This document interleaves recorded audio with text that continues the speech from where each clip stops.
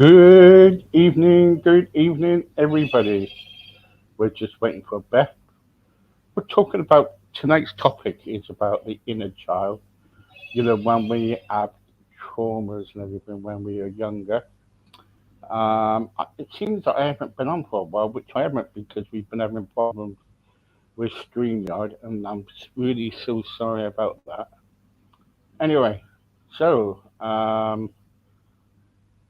so we're going to be talking about the inner child there were, and and see what happens.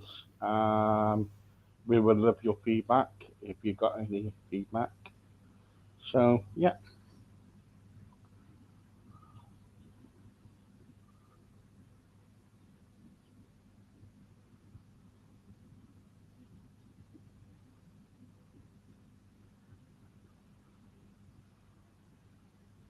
I think the trouble is trauma when you're a child can be kind of like really dangerous when you get older because you you bring the trauma if you don't deal with it through life, then in life you got it. You know what I mean? You got the trauma, through all the time with you. Uh, I know you're not carrying it in a shopping bag, but it's always like in your head or in your thoughts that something is kind of like happened to you when you were younger. Um,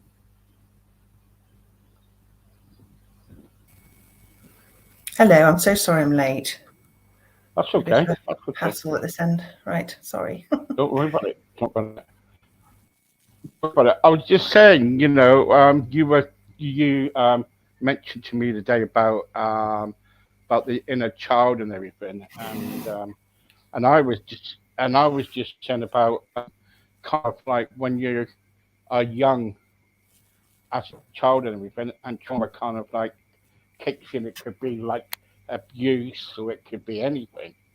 You'd Yeah, be, if we don't deal with it, it's going to go on for a long time, isn't it? yeah. And the thing is, we can't deal with it when we're children because we often can't even make No. sense of what's happening at the time. We only understand it later. Even if we did understand what was happening at the time, our brains aren't developed enough to be able to rationalize it. We think that everything is caused by us at that age. Um, and so we don't have the brain capacity to go, actually, no, this is probably my mum struggling with such and such. We just don't have that empathy.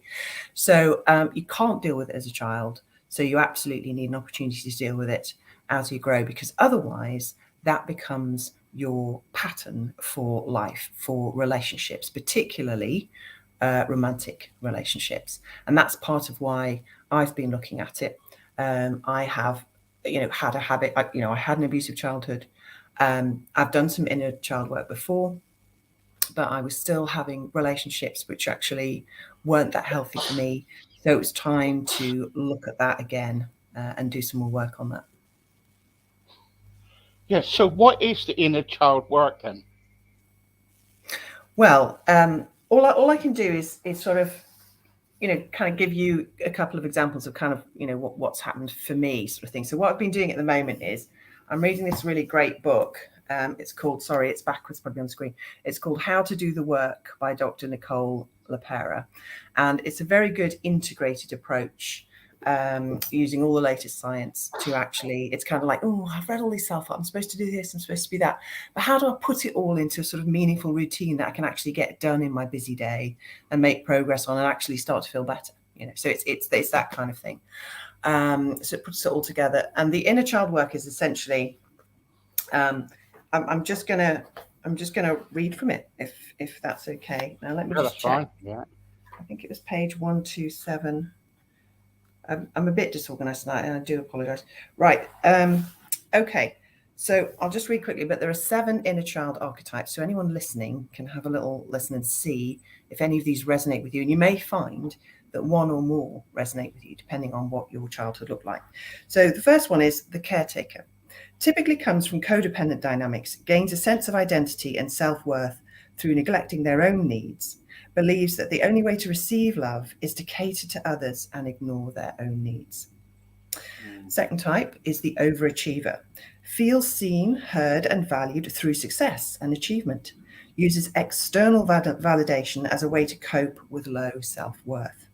Believes that the only way to receive love is through achievement. So at the end of these, it's kind of what strategy do I need to run in order to be loved by other people? And we've learnt this strategy through whatever happened to us as kids. You know, whatever that experience was, we've learnt this particular strategy and we're doing it again and again.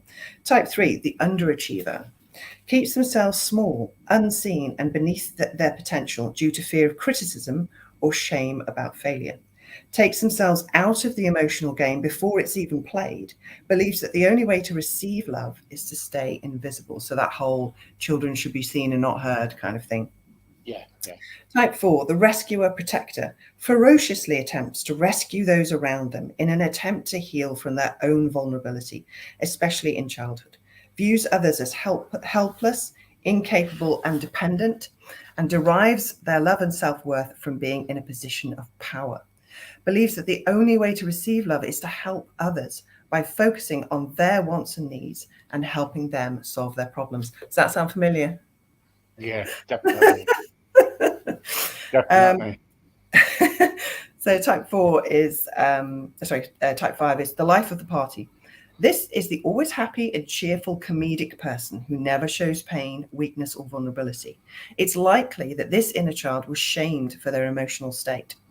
Believes that the only way to feel okay and receive love is to make sure that everyone around them is happy. Type 6 is the yes person. There's lots of these people pleasers, aren't there? Drops everything and neglects all needs in the service of others. Was likely modelled self-sacrifice by a parent in childhood and engaged in deep codependency patterns, much as the caretaker did. Believes that the only way to receive love is to be both good and selfless. And the last type is the hero worshipper. Needs to have a person or guru to follow. Likely emerges from an inner child wound made by a caretaker who was perceived as superhuman, without faults. Believes that the only way to receive love is to reject their own needs and desires and view others as a model to learn how to live. So it's kind of like, I'm just, I'm not going to be me. I don't recognize me. I'm just going to see this person that I idolize and just try and be like them because they get loved, they're successful. So if I just copy them, but in that way, they're not being themselves. So I don't know if any of those resonated with you, Steve. God, most of them does. Yeah, quite a lot Yeah. for me too, really. And because each of these isn't really a type, it's like a behavior that we run. It's a strategy that we run, and these strategies come out of the different qualities of our parenting figures and the different traumas that we went through, sort of at their hands. And of course, not blaming any parents. Everyone's just muddling through the best they can, etc. But that's what we're left with. So I've definitely got the rescuer protector, and definitely the caretaker. Believes the only way to receive love is to cater to others and ignore their own needs. Do you So think? Do you think that this is? See, I was reading earlier. I'm not joking you. I was reading the power of the inner child work by Joan right, E. Childs, right? cool, yeah, And she said, where is it to? What is inner child work? Inner child work is an approach to recognizing and healing childhood trauma. Now, when I was when I when I was younger, I was abused when I was younger, and sexually and physically. And the trouble is dealing with that. Um, I never did. Only recently, since my book's been out, my book has woken my life up and said, right, Steve, this is areas in your life that you need to deal with. yeah. So I have, I've started doing that, and it's really hard. Why is it so hard to deal with, you know, why is it so hard to deal with things? Of course, it's hard because you're having to look at um, pain that although you can look at it from an adult point of view and understand it, when you're actually sitting with it, you're feeling it as that helpless child again. You're feeling that fear, you're feeling that shame, and so you're feeling it from a place as a child where you couldn't do anything about it. you didn't know how to sort it out, you know. So it is really hard. And you know, I was sexually abused too, actually. And I remember incidentally about, you know, sort of the physical effects, you know, like for me, for instance, it meant a lot to me to learn that a lot of us who've been sexually abused, have issues with weight in later life, Yeah. because It we really actually does. subconsciously gain weight in order to try to uh, look less attractive to a potential future abuser, but B, most importantly, protect ourselves. We're literally kind of growing a suit of armor as much as our own body can to protect us from things like that. So, you know, it was amazing to me to discover that, you know, the sort of the deep rooted across the whole spectrum damage that abuse does. It's not just emotional. It's not just brain development. You know that parts of your brain don't develop properly if you've gone through systematic abuse. So that stunts your whole career chances, your chances for success in life, and even, you know, your physical health as well. So, but yeah, so I can give you an example of inner child work. So what I've done, what I was asked to do by this book, was to write a letter to my child self. So I'm happy to share that. It's not very long or anything. Yeah. Just Okay. Yeah. You carry on. because I think sometimes, just rather than, and I think it's possibly one of the things I need to work on as someone who's trying to help people understand these things, is to, instead of explaining it technically, because I've got quite a technical brain, is to try and give examples, and people go, oh yeah, I see, that resonates with me. That might be the sort of thing that I wrote. So this is addressed to dear little rescuer protector Lizzie, because I was actually born Elizabeth, so I'm known as Beth now, but I was called Lizzie when I was a child. Dear little rescuer protector Lizzie, I know you have always felt the need to jump in and solve other people's problems, even when it meant you neglected your own needs. I know that you have believed you have to do this so that others will love you. This is untrue. I free you now from all responsibility for rescuing others from their problems in your personal life and your work life. It's never your responsibility. You can give love, advice, make a contribution if you choose to, but the responsibility is theirs only. It's safe for you to focus on yourself now, to put yourself center stage in your own life, and you'll receive all the love from others that you'll ever need. It's okay to look away from other people's problems and suffering from time to time. It was never your job to rescue and protect them. You can look inwards, solve your own problems, protect and rescue yourself. It's okay for you to enjoy your own peace, calm, confidence, and pleasure, even while those around you are suffering, because you cannot heal them. They can only heal themselves. The only person who can rescue and protect you is you, and that is the same for them. You are deeply and easily lovable. You can just be you, doing your thing, being your queen, and others will love and respect you. Love from your wise mummy. So that's me kind of being the mum that I always wanted for myself, and you know, my adult self is telling my child self that it's okay. So that's an example of inner child work, is accepting that your inner child exists, trying to understand what pain he or she is living with, and talking to them and saying, it's all right, it's okay now, you can let go of that because we're safe. Yeah. Yeah. You're um. right, what's the matter? I can't see No. you.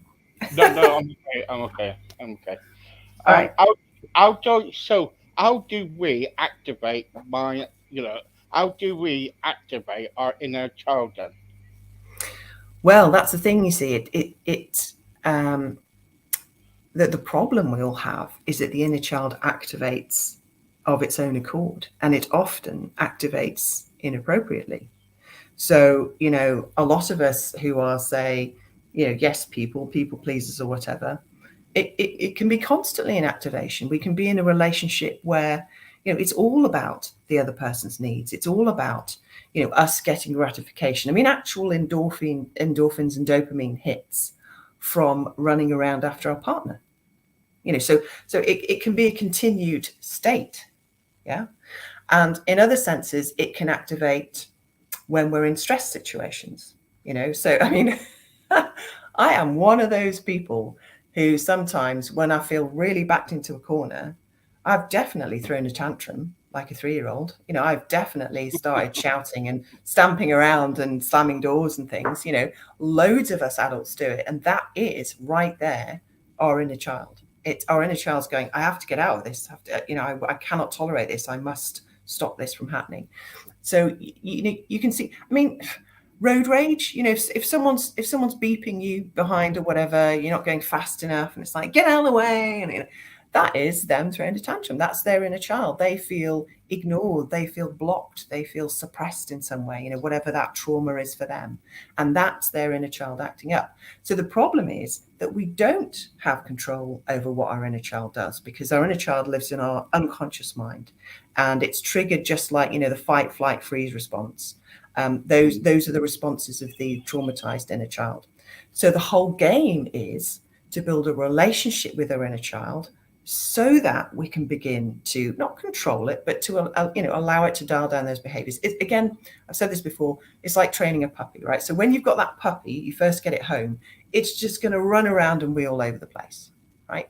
Now, you could choose to live with that puppy and let it grow without training it at all, and it will carry on running around and weeing all over the place, right? And that's less and less fun as that dog grows. It's exactly the same with our inner child. We need to take control of it. We need to build a relationship with him or her, a compassionate one that allows the inner child to understand there is no trauma anymore. Like we talk about the unconscious mind, and it thinks there's a saber-toothed tiger after you and all that sort of thing. It's exactly the same with the inner child. It thinks there's trauma happening now. Yeah. So the more we understand about the inner child, the more we can see when it starts coming up, like an uncontrolled burp. It's like, oh, I'm suddenly feeling triggered now. Oh my God, now I want to throw a paddy. Right, okay, so hang on, right.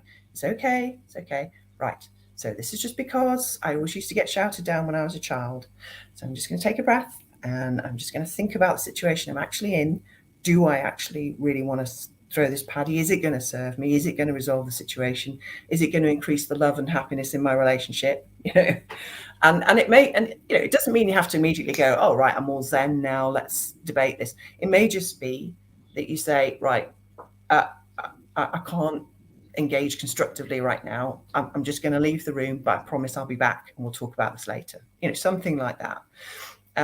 All of that is sort of small steps to progress, to catching your child when it activates, and gradually developing alternative strategies for allowing that child to be calm and understanding that there is no trauma, because you're the big wise adult now, and that child can just go off and play.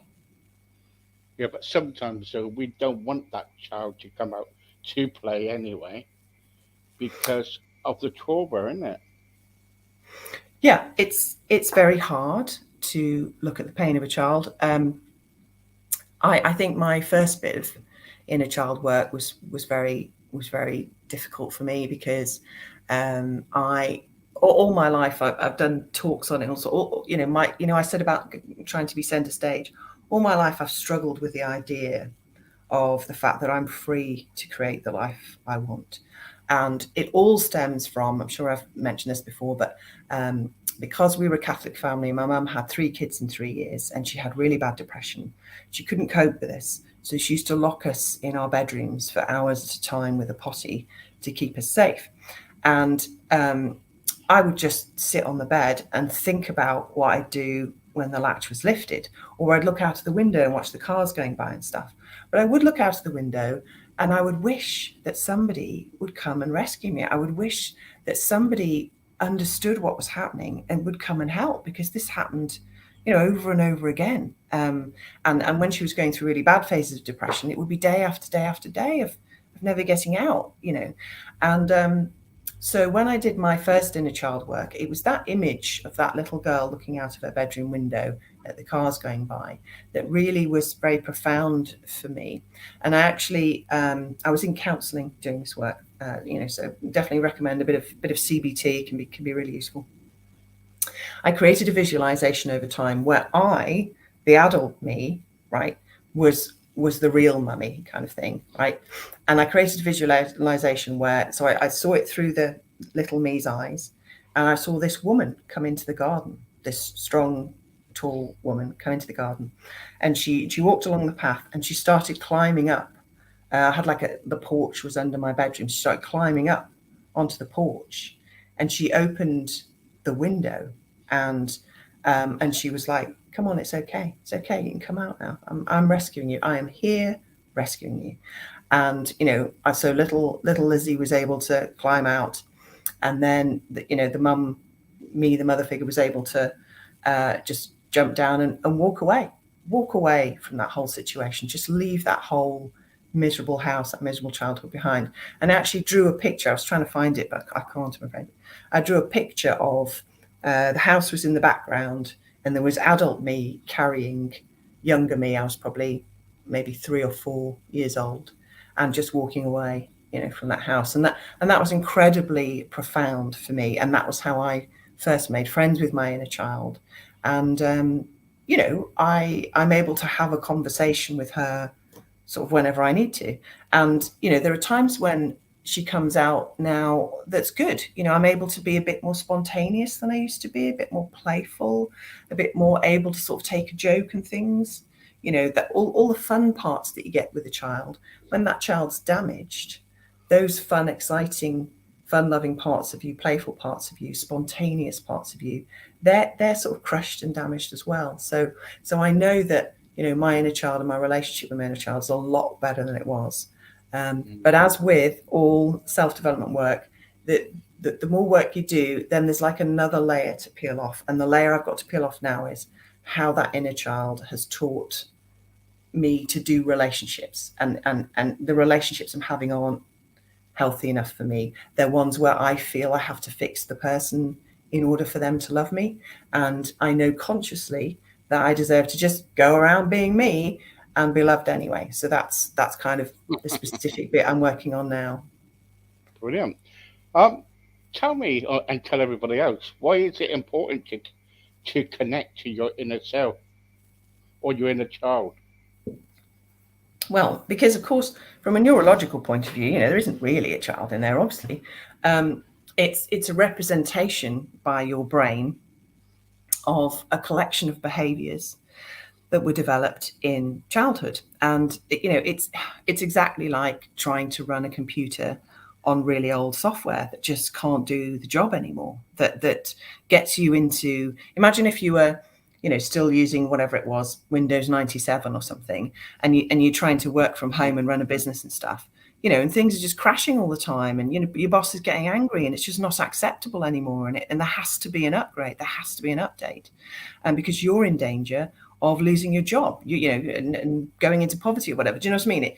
There has to be that upgrade, and that's basically what it is. And so, because the unconscious mind, which creates and runs 92% of everything, in you, has decided to personify this collection of behaviors as a child, right? We sort of talk about it as a child. Therefore, it makes sense because it communicates in symbols. So therefore, we respond by going, "Oh yes, you're an inner child, are you? Okay, great. Let's talk on that level then," right? But it's basically just a way of gradually and compassionately reprogramming our own minds to have behaviors that actually serve us better as mature adults, instead of the behaviors that we learn, in trauma when we were 3, 4, 5, 6, 7. Anything we learn up to 7, it is embedded automatically in the brain, and it runs automatically. And most people don't even know they're doing it. So did I answer that? Did that make sense? Yeah. What does inner child work really involve?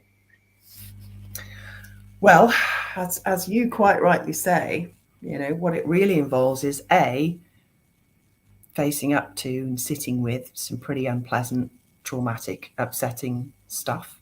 So obviously, I'd suggest that you do it, at least with some sort of book guiding you, preferably in some sort of therapeutic relationship if you're able to. And I know that's perhaps not affordable for everybody right now, but have some sort of safety structure, whatever. Have a trusted person in your life, maybe who's aware that you're doing it, that you can sort of just check in with.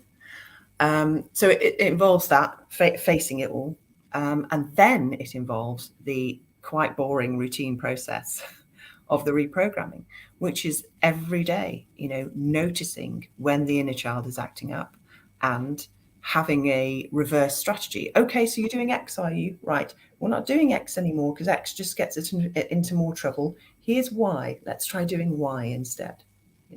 And it basically is as Brilliant. simple and as mundane as that. And unfortunately, those are the two reasons why a lot of people don't do it, because A, it's really scary when you're not used to sitting with uncomfortable feelings to have to do that. And B, we have incredibly busy lives where often routines and things are imposed on us. And even though we have our own little plan to work on this stuff every day, life gets in the way. And unless you're doing this every day, like training a dog, you have to do it again and again and again and again. And then after 6 to 12 weeks, your brain rewires, and you will find that you will just start behaving differently. It's absolutely worth doing though, because there are many of us who, like I think I probably suffered in my career because I've talked about this before, but I for a long time I was frightened, very frightened of men. I had a fear and hatred of men, that started with my father and his physical, sexual, and emotional abuse. And then, I kept picking partners like that. So it just got reinforced.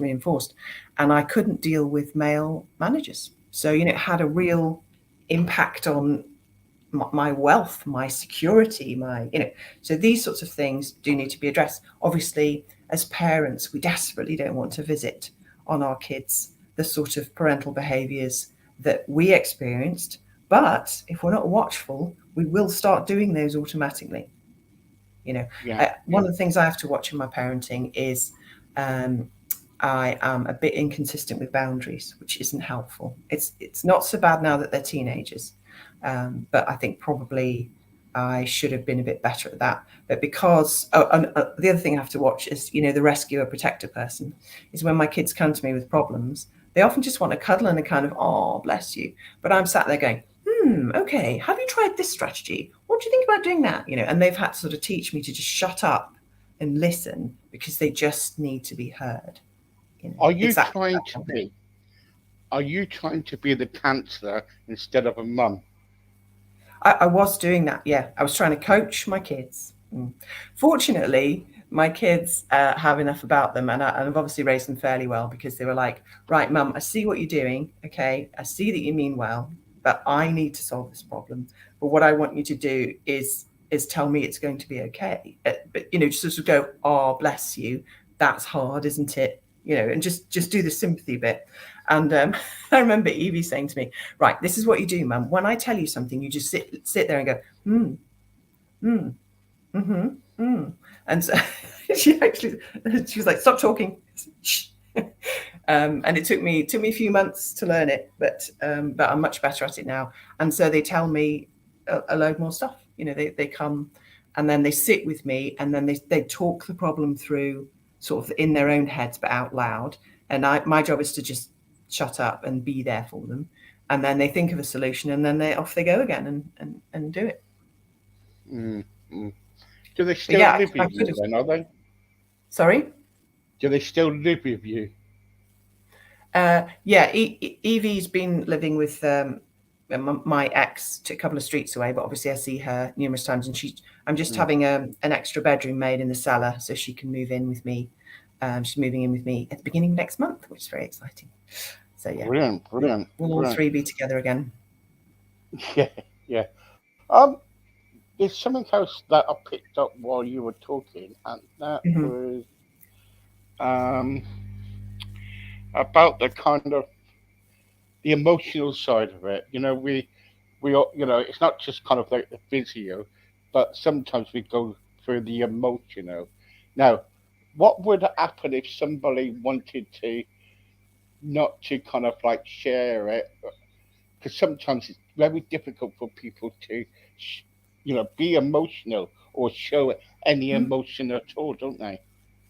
Yeah, I mean, a lot of people, if you ask them, sort of go, no, my childhood was fine. No, I don't feel anything about it particularly. No, it's absolutely, you can be in that much denial. Stuff gets locked away so deeply that yeah, you don't even consciously know you've got emotions. But the way you know that they are there is that there will be a way that you act out. You know, it could be something trivial like if this is an example in this book of how the woman who went through this, who's written the book, she said, I used to get really upset when my partner left the washing up.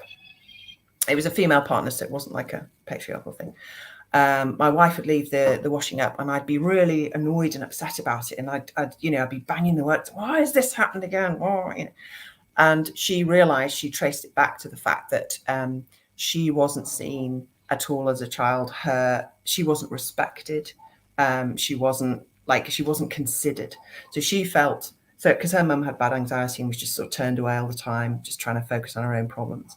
So for Nicole, someone leaving the washing up meant that she wasn't important because they hadn't considered that she might like a nice tidy sink or a clean mug for a coffee. So it can be just a sort of a small context, but it's coming up. So the thing is that with emotions, we've talked about this before, that they always come out one way or another. So although you might consciously not associate throwing a paddy about stuff with childhood trauma, it's probably very likely come from a past experience, because that's how we learn. We learn stuff, and then we do it again and again and again until something else comes along and says, actually, this is a better way of doing it. Yeah. The last thing I want to talk about is Yeah. relationships. It's some of us, we're probably in good relationships, but sometimes we might run away from that because we think that we might get hurt again. So, what do you think about that? Yeah, I think that's absolutely right. And you might get hurt again, or the situation. So you can sort of sabotage things. And the situation I've got, which is again really common with people who have childhood trauma, is that they do something called trauma bonding. So they find a partner whose behaviours cause the same highs and lows as what it was like when they were a child with their parents. Right. So Yeah. because, like Stockholm syndrome, we can become just as addicted to negative highs and lows, right? When you have a terrible row or there's a terrible situation, and then you make up again, and a huge relief that everything's okay is a massive rush of hormones, right? And I had a very unstable childhood where I never knew where the next sort of attack was going to come from, and so I'd live in fear, and it was almost a huge relief when the attack actually came, because then I knew at some point it would be over, and then I'd be left in peace, right? So I'm at some level addicted to that. And the problem I'm worrying about in having a healthy relationship, and I think perhaps the couple of healthy relationships I have had, I may have just left because it seems boring by Mm. comparison, because there isn't that drama there. So there's no source of those chemicals, the sort of trauma chemicals that I'm addicted to.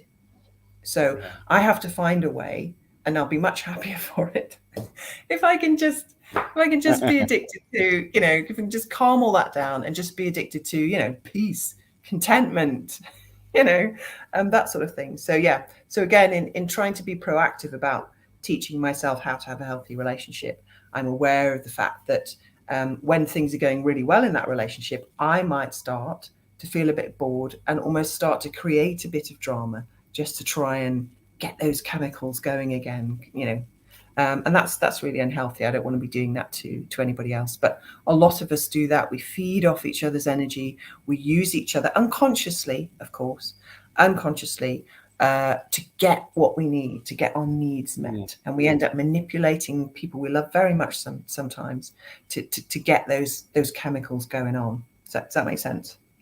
Oh, it definitely does.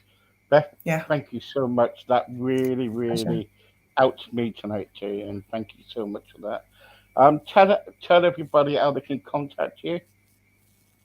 Well, you can start with my website, which is www.thechangecoach.org, and there's a contact form there and lots more information about me and how you can work with me.